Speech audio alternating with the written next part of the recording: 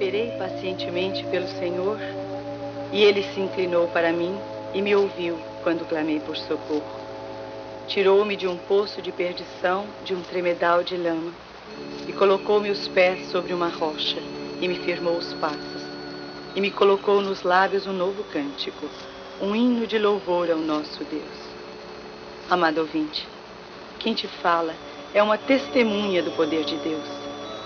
Sim, porque somente o poder de Deus poderia realizar este milagre em minha vida, o milagre do novo nascimento. A Bíblia diz que se alguém está em Cristo, nova criatura é. As coisas velhas passaram e tudo se fez novo. Neste momento em que falo, estou orando a Deus para que você experimente em sua vida o milagre do novo nascimento, assim como eu. As coisas velhas passaram, aleluia. Mas gostaria de testemunhar um pouco sobre a minha experiência antes e depois que conheci e aceitei a Jesus como meu único e suficiente Salvador. Talvez a minha experiência possa ajudar a você que, como eu, conheceu as angústias do inferno, da incerteza de tudo, do desespero e da desesperança. Talvez você nunca tenha ouvido falar em mim, o que eu fui. Talvez você não tenha visto nenhum filme meu, nem tenha me visto pela televisão ou pelos jornais. Talvez nunca tenha ouvido falar na atriz Darlene Glória, mas tenho certeza que você já ouviu falar de Jesus. Todo mundo já ouviu falar em Jesus. Ele é uma figura popular, cantada em prosa e verso. Anda até pendurado nos crucifixos, estampado nas camisas dos jovens. Você conhece seu nome, mas desconhece o seu poder. Você conhece o nome, mas desconhece o Filho de Deus, que tem poder para libertar, o Deus vivo, Jesus Cristo, Salvador da humanidade. Eu também era assim. Nasci numa cidadezinha do interior do Espírito Santo chamada São José do Calçado. Nasci num lar cristão. Meus pais já eram crentes em Cristo quando eu nasci. Aprendi praticamente a ler na Bíblia. Era participante ativa dos trabalhos da igreja. Conhecia a religião, mas não conhecia o poder de Deus. Tinha vergonha de ser chamada crente. Me envergonhava de ser apontada como tal no colégio ou pelas pessoas. Gostava de Jesus, mas não era dele. Tinha revolta de não poder ser como as outras moças que podiam ir a bailes, se maquiar e ter liberdade para fazer o que quiser. Aos domingos, eu era obrigada a ir à igreja. Não podia ir aos clubes ou passear na praça como as outras moças da minha idade. Comecei a ficar revoltada. Gostava muito de cantar. Como eu gostava de cantar. Tinha facilidade para representar o papel que me davam para decorar pelo Natal ou outras festinhas da igreja. Eu era sempre lembrada para colaborar. Gostava de recitar. Mário Barreto França, o poeta evangélico, era o meu preferido. Sonhava em ser artista. Tinha vontade de ser famosa, ter meu retrato nas revistas, meu nome nas fachadas luminosas. Queria dar todo o conforto do mundo aos meus pais e meus 5 irmãos, que eram muito pobres. Queria ser rica, ter lindos vestidos, ter muitas joias. O mundo para mim era uma grande bola dourada. Eu era cheia de sonhos. Convenci meus pais a me deixarem cantar naquela radiozinha do interior. E aí começou a minha carreira. Deixei Jesus. Aliás, eu nunca o tinha verdadeiramente seguido. Fui para o Rio de Janeiro cheia de esperanças. Lutei muito. Eu tinha meu objetivo e nada me faria desistir. Em 16 anos de carreira, nunca tirei férias. Não podia parar. Vivia do meu trabalho e amava o meu trabalho. Fazia o que aparecia. Não podia escolher o que representar. Se tinha de ficar nua num filme, eu ficava sem o menor constrangimento. Eu era uma profissional. Era paga para isso. Tinha loucura para me casar. Não conseguia acertar nunca. Sempre os homens se aproximavam de mim com outro objetivo. Comecei a me sentir frustrada nesse sentido, mas esperava sinceramente que quando fosse famosa, rica, quando o sucesso chegasse, tudo ia mudar para mim. E eu diria: alma, descansa, come, bebe e folga. Ah, louca. Esta noite pedirão a tua alma e o que tens reservado para quem será? Tive 2 filhos, apesar de solteira. Era o meu orgulho. Era uma maneira de afrontar a sociedade, de agredir as pessoas. Nas entrevistas que dava para as revistas, frisava sempre que era maravilhoso ser livre, que era bom ser uma mulher assumida na vida, que eu era feliz assim. Quanta mentira. À noite, no meu travesseiro, eu chorava de solidão. Comprava o amor dos meus filhos com lindos e caros presentes. Eu não tinha tempo para eles. Quando não estava trabalhando, estava me divertindo. Amava a vida, tinha pavor da morte. Aliás, eu não gostava de pensar nesse assunto. Com o pavor da morte e o grande vazio que eu sentia dentro de mim, comecei a beber. No princípio, aos poucos, socialmente. Até que o álcool se tornou uma necessidade para mim. Eu não conseguia viver sem ele. Em 1973, fui premiada como a melhor atriz brasileira. Esse mesmo ano, fui representar o Brasil no Festival de Cinema em Berlim. Nosso filme foi premiado com Urso de Prata, um dos melhores filmes do festival. Recebi muitas honrarias. Eu havia conseguido o meu objetivo. Mas olhando para trás, todo aquele sonho, tudo o que eu pensava conseguir com a fama, eu via que nada daquilo tinha nenhuma importância mais para mim. Pois eu era uma mulher triste, uma mulher vazia, uma mulher viciada. Eu era uma mulher destruída. O desprezo pelo mundo e pelas coisas tinha dominado meu coração. As pessoas eram como lixo para mim, difíceis de serem suportadas. À medida que me tornava famosa, tornava-me também supersticiosa. Tinha medo de tudo. Tinha medo de doença, medo de morrer, de ficar velha, de envelhecer sozinha, da minha carreira declinar. Na busca desenfreada para encher o vazio que havia dentro de mim, me vi, aos poucos, envolvida com o espiritismo. Disseram que era bom para mim, que lá a minha vida ia melhorar, que eu ia encontrar paz. Mas a paz não veio. Fiquei iludida 5 anos na macumba. Vivi alimentando chamados caboclos, preto velhos, exus e pombagiras com comidas, bebidas, flores e sangue. Muitas vezes ia pelas madrugadas às encruzilhadas, cachoeiras e praias fazer entregas para os chamados guias. Mas em vez de melhorar, eu piorava mais. Aconselharam-me o candomblé. Disseram que macumba era coisa vulgar, imperfeita, que era necessário que eu fizesse obrigação para os orixás. Lá fui eu novamente tentar ser feliz. Fiz tudo o que mandaram. Dei tudo o que pediram. Então aí já não era somente o meu corpo prisioneiro do diabo, como na macumba. O candomblé aprisiona também a mente. Exigiam dinheiro cada vez mais. Fiz uma peça chamada O Trágico Fim de Maria Goiabada e não vi a cor do meu dinheiro. Tudo era para o centro, para a chamada Mãe de Santo. Eu era obrigada a mandar grandes somas em dinheiro. Eu era uma prisioneira deles. Quando quis sair de lá, não consegui. Ameaçaram minha vida, minha carreira, meus filhos. Dizia que se eu não continuasse alimentando meus guias, eu pagaria caro. Meus filhos também. Comecei a viver um regime de constante pavor. Eu morava no 11º de um prédio. Mandei gradear todo o apartamento. Tinha pavor de pensar que um dos meus filhos pudesse ser jogado lá de cima pelos demônios. Sim, porque eu já havia descoberto que os guias eram demônios. Mas cadê forças para sair? Quase o candomblé destruiu a minha carreira tão duramente conquistada. E a minha vida também. Mas um dia Jesus levou uma de minhas irmãs para a eternidade. Chamava-se Osira. Minha mãe tinha 6 filhos e todos se desviaram do evangelho. Jesus a preparou e a levou para si. Ela morreu. E esta morte falou profundamente ao meu coração. Eu amava muito a minha irmãzinha. Não entendi por que Deus a tinha levado. Ela que era tão fiel e pura e tinha deixado viver a mim, que era viciada, triste, cansada. Vivia por viver. Não me suicidava porque conhecia o evangelho e sabia da condenação eterna que teria. Esperava um milagre. Aliás, eu já não acreditava que Deus pudesse se importar comigo. Eu não sabia que ele me amava. Quando Elzira morreu, uma frase veio à minha cabeça. O salário do pecado é a morte. O salário do pecado é a morte. Aquilo martelava meu cérebro. O salário do pecado é a morte.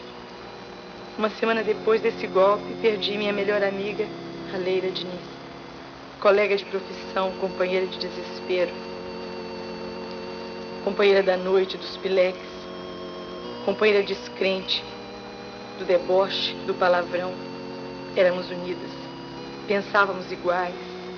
Odiávamos o mundo e as pessoas. Tudo era podre. Ela morreu.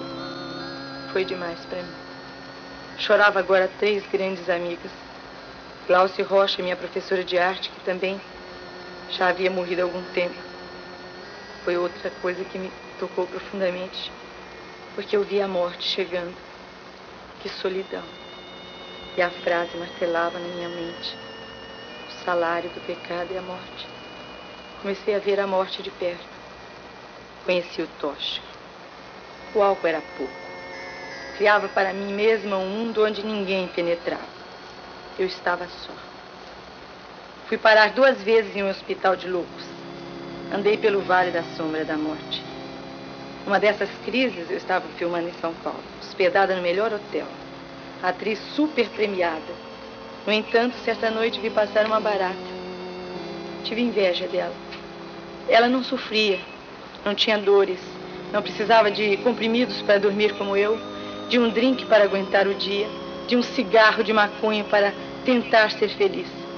Ela não tinha filhos, não estava longe deles. Eu não sabia que a mão do Senhor estava sobre mim. Mas depois da morte da minha irmã, algo sobrenatural aconteceu com a minha mãe. Jesus a batizou com o Espírito Santo. Depois dessa bênção, a minha mãe mudou. Mudou muito. Antes ela era uma cristã muito frágil e tímida. Tinha mania de doença. Quantas vezes de madrugada me acordava sem motivo para procurar médico para atender meus filhos que ela ajudava a criar. Eu brigava com ela, às vezes debochava mesmo da sua falta de fé.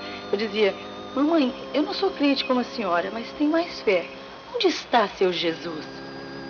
De repente ela já não era mais uma mulher medrosa, mas forte e alegre. Não temia mais as enfermidades, mas as repreendia em nome de Jesus. Eu vi aquela mudança e pensei que ela tinha enlouquecido de vez, que tinha virado fanática. Ah, santo fanatismo! Pois foi assim, e somente assim, que eu vim para Jesus.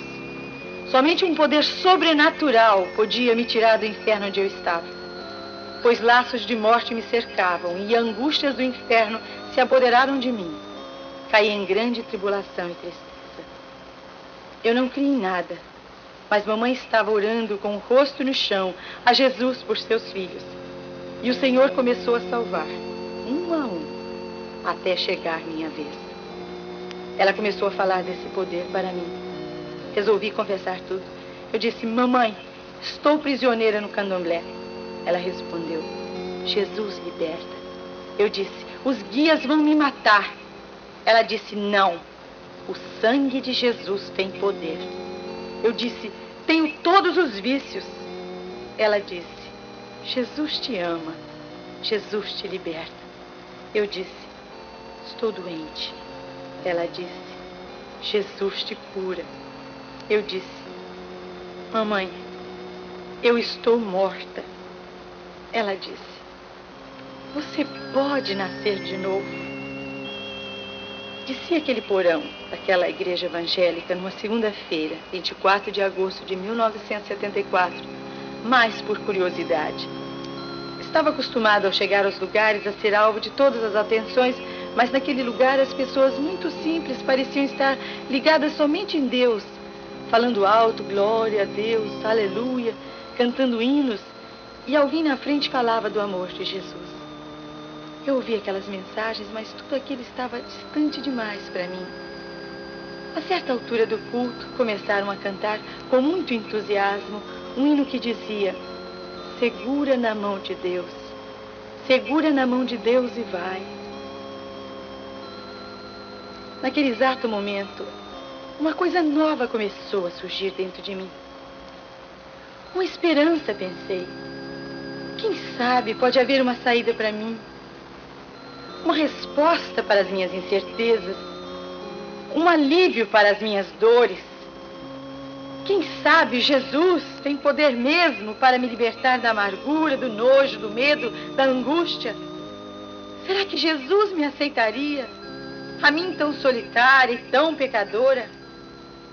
Disse Jesus: vinde a mim, vós todos que andais cansados e oprimidos, e eu vos aliviarei. Tomai sobre vós o meu jugo e aprendei de mim, que sou manso e humilde de coração, e encontrareis descanso para vossas almas, pois o meu jugo é suave e meu fardo é leve. Porque Deus amou o mundo de tal maneira que deu o seu Filho unigênito, para que todo aquele que nele crê não pereça, mas tenha a vida eterna. Eu, naquele exato momento, perguntava a mim mesma se Deus me aceitaria assim como eu estava. Mas, na verdade, era Jesus quem me perguntava dentro de mim se eu o queria aceitar como meu Salvador, o meu Libertador, o meu único Deus. Quando compreendi que Deus me amava e me chamava para si, não mais resisti. Num desabafo profundo, numa rendição total, abri meu coração e me entreguei sem reservas. As lágrimas brotaram dos meus olhos. Elas vinham de dentro da alma expressando um arrependimento profundo. Era o meu encontro com o Pai. A filha pródiga, a filha indigna, porém muito amada, voltava aos braços do Pai. Quando eu criei em Cristo, Ele entrou dentro de mim e uma grande alegria inundou o meu coração. Saiu toda a tristeza, toda a angústia, toda a revolta, e a paz do Senhor, a esperança e a fé me dominaram.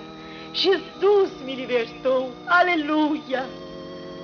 Eu que carregava um pesado fardo, como se uma grande carga estivesse sobre as minhas costas, e tinha palpitação no coração como se fosse cardíaca, recebi instantaneamente completo e imediato alívio. Fiquei leve como uma pluma.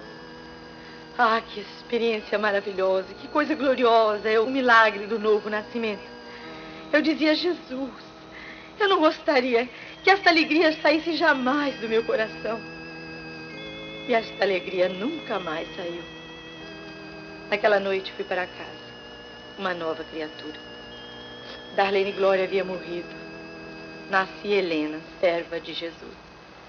Daquela noite em diante não precisei mais de comprimidos para dormir, nem de um copo para me iludir, nem de um cigarro de maconha para criar um mundo imaginário.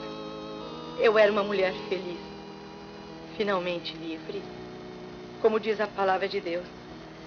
Sim, deveras considero tudo como perda por causa da sublimidade do conhecimento de Cristo Jesus, meu Senhor, por amor do qual perdi todas as coisas e as considero como refúgio para ganhar a Cristo. Tudo aquilo que eu tinha antes não era nada perto do tesouro que eu possuía agora. Eu tinha Jesus. Eu pertencia a Ele. Tinha agora a certeza da minha salvação. Amado ouvinte, você ouviu a minha experiência e você precisa também imensamente de Jesus. Talvez você não tenha cometido os mesmos erros que eu, mas também é um pecador e precisa muito de Jesus. Eu quero nesse instante que você vá comigo em pensamento ao Calvário. Há 2000 anos atrás, Jesus de Nazaré derramava o sangue para a purificação do meu e seu pecado. Dessa forma, destruindo a separação entre nós e o Pai. A angústia que você sente é causada pela separação de Deus. Não basta professar uma religião ou justificar-se perante a própria consciência. É necessária uma completa fé em Cristo, como capaz de salvar a sua alma. Se você deseja receber a Cristo como Salvador, ore comigo agora, nesse instante, repetindo as mesmas palavras que eu disser. Meu Pai, eu estava longe, mas agora me chego a Ti. Perdoa os meus pecados. Salva minha alma. Entra em mim e dirige a minha vida, porque pertenço a Ti. Ajuda-me, Senhor, a andar sempre contigo. Muito obrigada pelo teu amor para comigo. Em nome de Jesus.